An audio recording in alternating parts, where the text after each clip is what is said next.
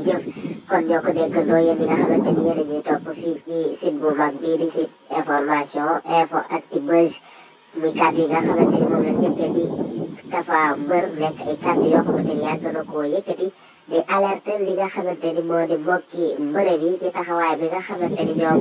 am nañ ko ci jamono ji nga xamante ni fi la réew mi toll jeunesse bi fippu ngir récupérer seen réew caaxaan yi nga xamante ni moom lañ yaakaar ne ñi fi nekk moom lañ yore réew bi nan lan mën a def ba bu jóge fi moom Tapha Mbeur nag mu am ci taxawaay boo xamante ni taxawaay bu jafe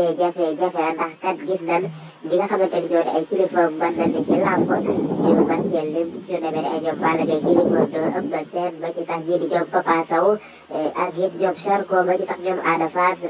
ñu ci bëri ci ñoom relation bi nga xamante ni am nañ ko ak kii di président de la république bi nga xamante ni mosu leen a faale mosu leen a jàpp ay nit tey nag mu dem ba xam ni jeunesse bi am na kàmbat boo xamante ni ñoo ngi koy xoole mu bëgg a tourné ci mbër yi ngir fexe leen a jënd ndax xam na ni kat ñoom ñi ci ëpp ci ñoom nekkuñ ay morom xel moom mi leen faalewul woon tey jii mu bëgg a tourné ngir jox leen nopp xaj na rek ngir yaakaar ni jeunesse bi toppal nañ leen te déggal nañ leen moom mel ni nag moom kii di président de la république dafa am réere boo xamante ni am na ko ci wutu ko ci kàddu yi Ada Fass ginnaaw wala boog kàddu yi Tapha Mbeur moom kii di président de la république xamul ni jeunesse bi léegi joxatul kenn nopp lu dul seen leader bii di Ousmane Sonko ndax kat mbër moo xamante ni sax dangaa amul say supporters yu bëree bëri ba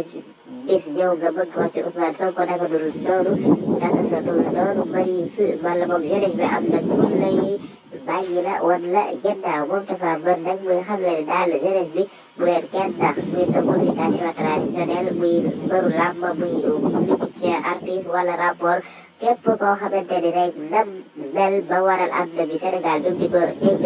yéen jeunesse bi yéen a ko def kon képp koo xamante ni bëgg naa ne wan leen ginnaaw ci combat bi nga xamante ni moom ngeen am wan leen ko ginnaaw ci bañ ko suivre di bañ a def ci seen i concert te désabonné ci seen i compte bu boobaa ñoom du def fenn ndax leen doon yéen jeunesse bu Sénégal yéen ñi nga xamante ni yéen a leen ko def naka noonu yeneen audio yi ci topp bi ñoo ko dégg doo mbokk bi nga xamante doon dañu bu baax baax ci wax mbër yi ak réseau moral yi nga xamante ni ñoo ngi koy jéem a joxe moom bu dal ci seen kaw bu baax a baax xam leen ne kat Amadou Sall bii di doomu président de la république moo leen ëpp moo leen sut bu fekkoon doole rek mu ñëw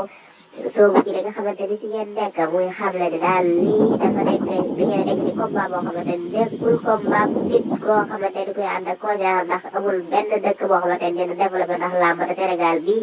làmb du ko développé bu delloowaat bëri teg leen seen place di leen nekk leen ay nit te xam ne du ngeen dof jinne jàpp leen ay jinne saddu leen te ay rab dogalu leen